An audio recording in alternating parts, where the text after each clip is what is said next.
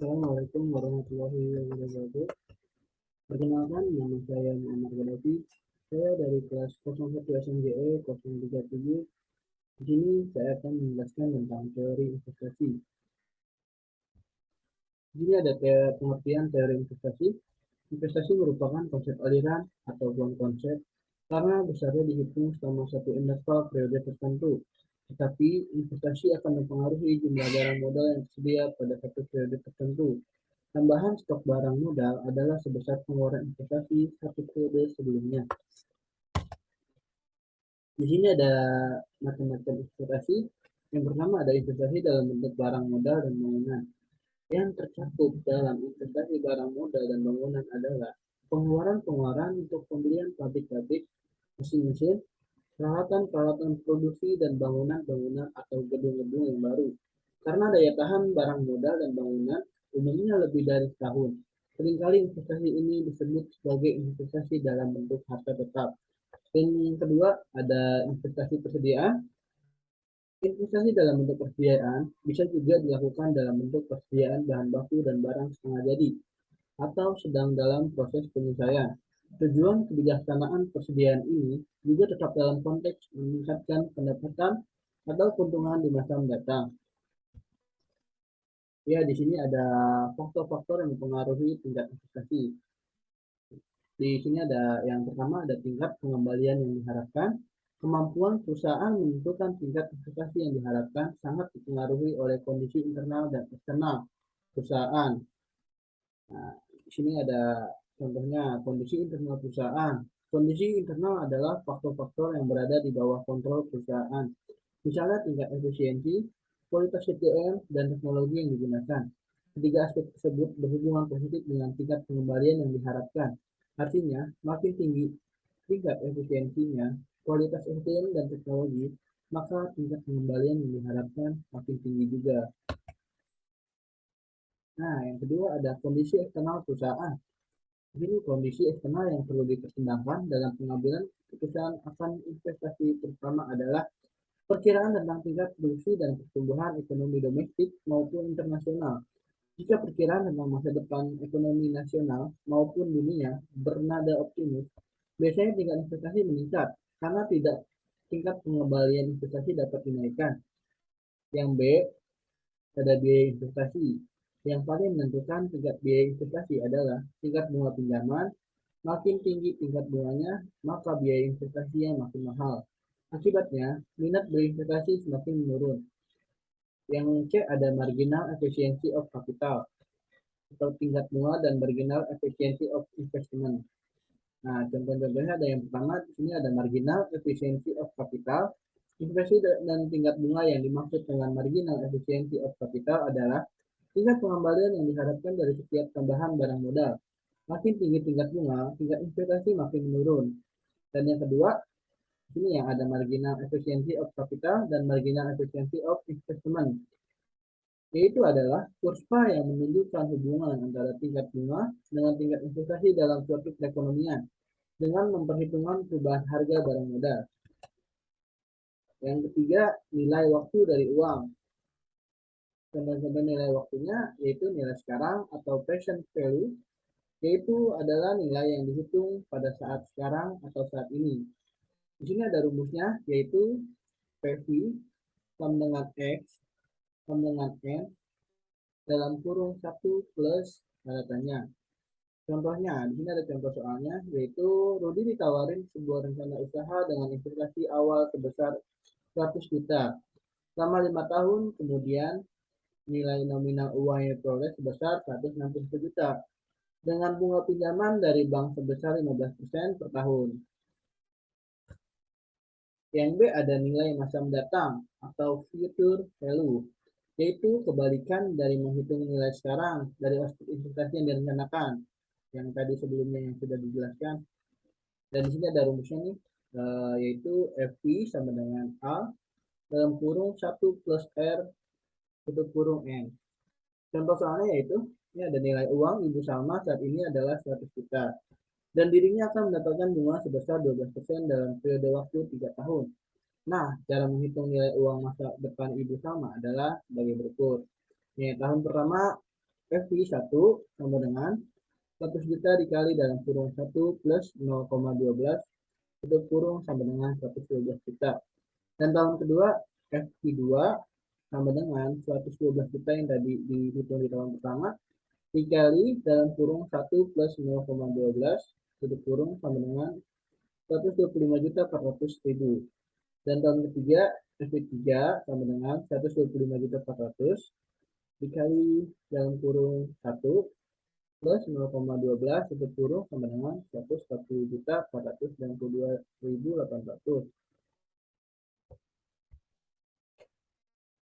Di sini ada kriteria investasi. Yang pertama ada payback period. Payback period adalah waktu yang dibutuhkan agar investasi yang direncanakan dapat dikembalikan, atau waktu yang dibutuhkan untuk mencapai titik impas. Jika waktu yang dibutuhkan makin pendek, proposal investasi dianggap makin baik. Di sini ada cara menghitungnya ya. Cara menghitung payback period dapat dilakukan dengan menggunakan rumus payback period. Konsepnya adalah dengan cara membagi nilai investasi atau cost of investment dengan aliran kas bersih yang masuk per tahun atau annual net cash flow. Yang B ada benefit atau cost ratio.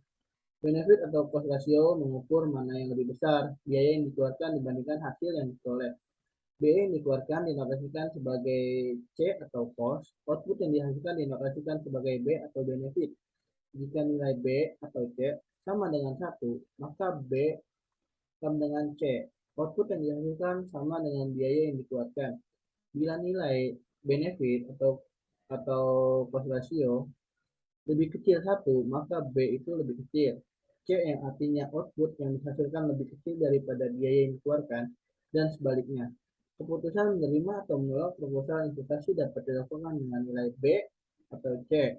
Umumnya, proposal investasi baru diterima jika benefit atau cost ratio lebih besar 1, sebab berarti output yang dihasilkan lebih besar daripada biaya yang dikeluarkan.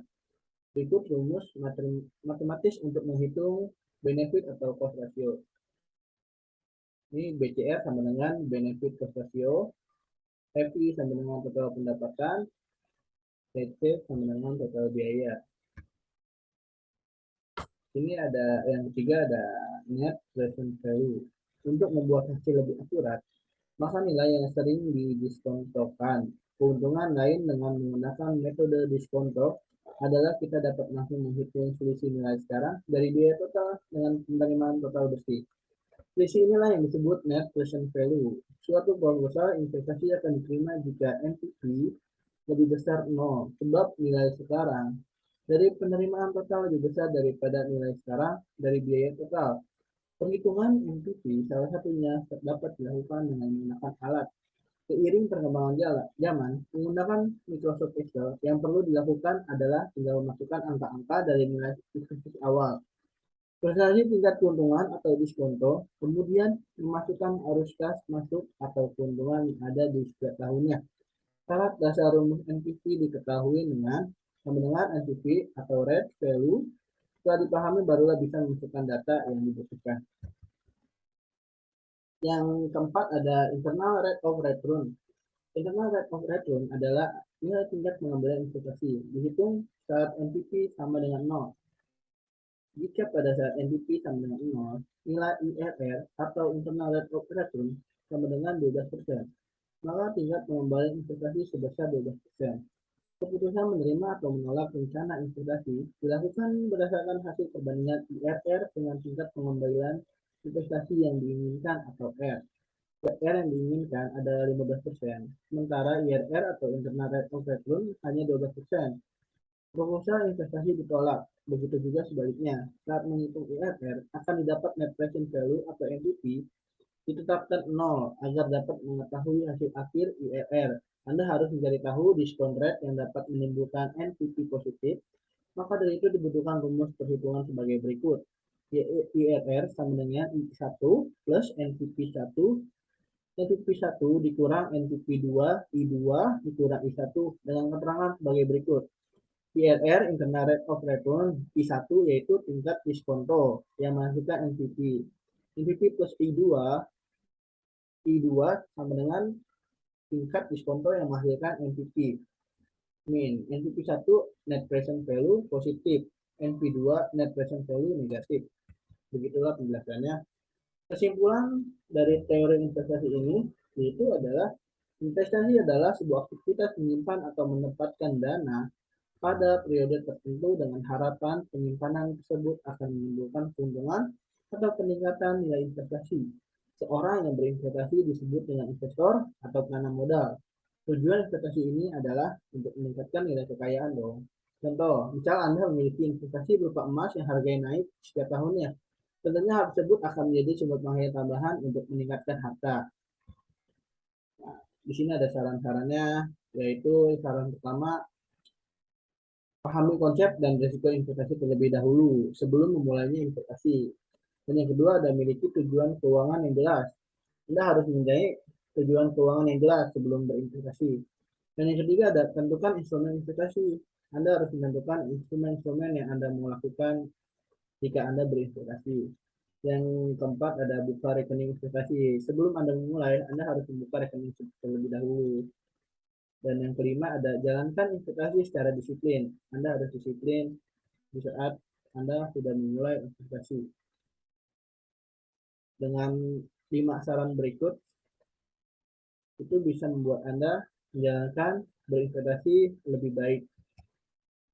Di sini ada daftar pustaka ya, yang pertama dari Budi Tono, pengantar ilmu ekonomi, penerbit BPFP, Yogyakarta 2005. Dan yang kedua ada Pratama Raharja dan Mandala Manurung, pengantar ilmu ekonomi, penerbit FPUI 2008. Dan yang ketiga ada Sadono Sukirno, pengantar teori ekonomi makro, penerbit PT Raja Grafindo Persada, Jakarta 2003. Dan yang keempat ada Gilar Soseje, pengantar ilmu ekonomi mikro, penerbit Canisius, Yogyakarta 2003. Dan yang kelima ada Richard K. Liske, Peter Orsteiner, Douglas D. Purvin N. Paul N. Koren. Ahli bahasa Ajaka Wasana dan Kirbandoko, pengantar makroekonomi. Penerbit Binarupa Aksara dari Jakarta Barat 1991. Ya, sekian dari saya untuk penjelasan tentang teori investasi.